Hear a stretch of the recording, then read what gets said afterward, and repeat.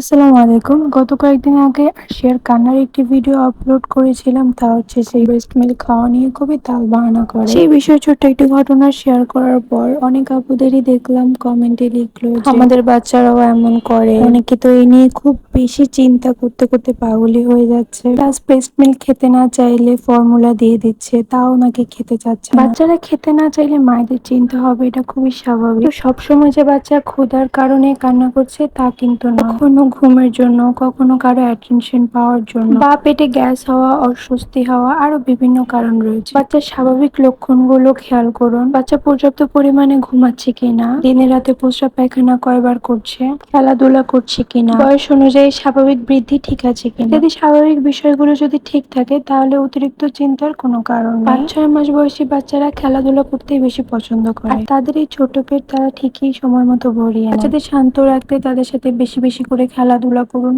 সময় দিয়ে নিয়মিত ম্যাসাজ, ব্যায়াম করান। তখন চিন্তিত হবেন যখন দেখবেন বাচ্চা অস্বাভাবিক কান্নাকাটি করছে, বাচ্চা দুর্বল, নিস্তেজ হয়ে পড়েছে, খেলাধুলা করছে না। বয়স হিসেবে সুস্থ বিকাশে ঘাটতি রয়েছে, তাহলে আর দেরি করবেন না, একজন শিশু বিশেষজ্ঞর পরামর্শ নিন।